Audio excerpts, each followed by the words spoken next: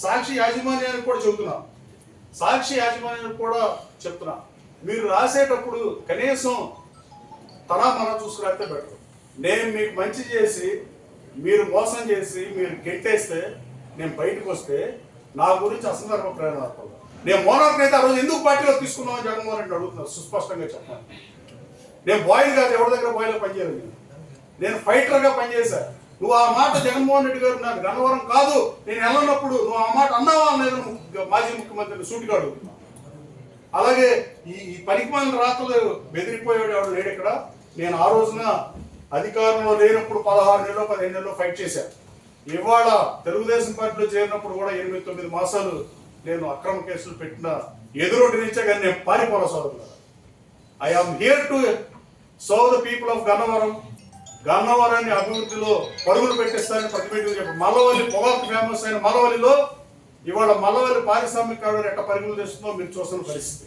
ఇవాళ అక్కడ ల్యాండ్ లేదు, కొత్తగా 179 పరిశ్రమలు ఏర్పాటు చేస్తారు. ఎయిర్పోర్ట్ దగ్గరగా ఉంటాం, అలాగే రైల్వే స్టేషన్ దగ్గర ఉంటాం, బందర్కోట దగ్గర. ఇంతకన్నా భౌగోళికంగా అనుకూలమైన ప్రదేశం ఏపీఐసి డెవలప్ చేద్దామన్నా లేదు, ప్రభుత్వం డెవలప్ చేద్దామన్నా ఇంకో ఊరు లేదు. సాక్షిలో అబద్ధపు రాతల కోసం ప్రెస్ పెట్టా.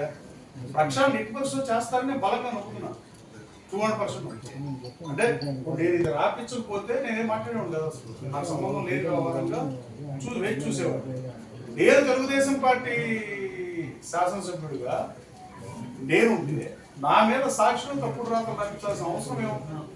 సాక్ష్యాలు రాయాల్సిన అవసరం ఏమవుతుంది? నువ్వు రాయి, సాక్ష్యం డిమాండ్ చేస్తున్నా, మీరు క్లియర్గా చూపించండి సాక్ష్యాలు. దీని మీద ఎందుకు 5 సంవత్సరాలు తెలుగుదేశం పార్టీ పదవి ఇచ్చినప్పుడు మీరు కాపాడారు, దీనికి జగన్మోహన్ రెడ్డి గారు సమాధానం చెప్పాలి.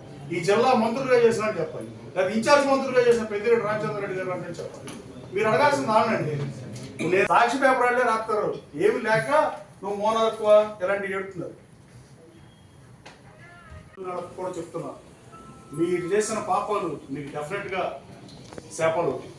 కేవలం మీరు మట్టి తోటం వల్ల, అక్రమంగా మట్టి తరలించడం వల్ల ముంపు ఎక్కువ వచ్చింది. సవాల్ చేస్తాం, నా మీద పోటీ చేసి దమ్ముంటే ఏంటారు బాబు? అసలు చంద్రబాబు గారు 294 సీట్లు ఉన్న ఉమ్మడి రాష్ట్రానికి 3 పర్యాలు ముఖ్యమంత్రి, అత్యధిక కాలం దాదాపు ఇప్పుడు ప్రతిపక్ష నాయకులుగా పనిచేసిన ఆయన కొన్ని వేల మందికి టికెట్ ఇచ్చాడు. నీలాంటాడు నాని లాంటి.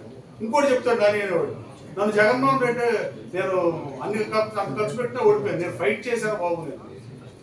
కానీ నేను మీరు నాకు దిగజారుడు రాజకీయాలు చేయలేవు, గెలిచో పార్టీలో నుంచి ఒక పార్టీలోకి రావాలి. తర్వాత ఇంకోటి కొడాలి నాని అనేవాడు అచ్చగా బూతులు తిట్టి 294 సీట్లలో చంద్రబాబు నాయుడు గారు టికెట్ తీసుకున్నాడు. నేను జగన్మోహన్ రెడ్డి దగ్గర నాకు పోటీ చేశాను కానీ జగన్మోహన్ రెడ్డి గారిని ఎప్పుడు కూడా పరుషంగా మాట్లాడక ఆలోచిస్తున్నాను. ఆళ్ళగా బుద్ధి లేదు. మనం ఎర్రలాగా ఉంటాం, మనం ఎలా ఉన్నాం ఎదురు ఉన్నాం కోరుకుంటాం. కానీ 294 మంది ఎమ్మెల్యే సీట్లు, 42 ఉమ్మడి పార్లమెంట్ సీట్లు, కొన్ని వేల మందికి బీఫార్లు ఇచ్చిన నాయకుడిని, మీకు బీఫార్లు ఇచ్చిన నాయకుడు నా మీద అంటే జనం చూశారు, మీరు చూపించారు. దయచేసి మీడియా పీపుల్ ఉంటే సినిమాకి సెన్సార్ ఉన్నట్టు ఈ వెధవలు అతను చూపించేవాడు కాదు, జనం చూసేవాడు కాదు. నేను గుడ్ మీటింగ్లో చెప్తాను, సారీ టు సే దిస్. కానీ మీడియా కూడా ఇలా బూత్ తిట్టేవాడిని ప్రోత్సహించకండి సోదరులు. ఎందుకంటే మనం పిల్లలు, సభ్య సమాజం మంచిని అందించాల్సిన అవసరం ఉంది కాబట్టి మనం మనస్ఫూర్తిగా వేడుకుంటున్నాం.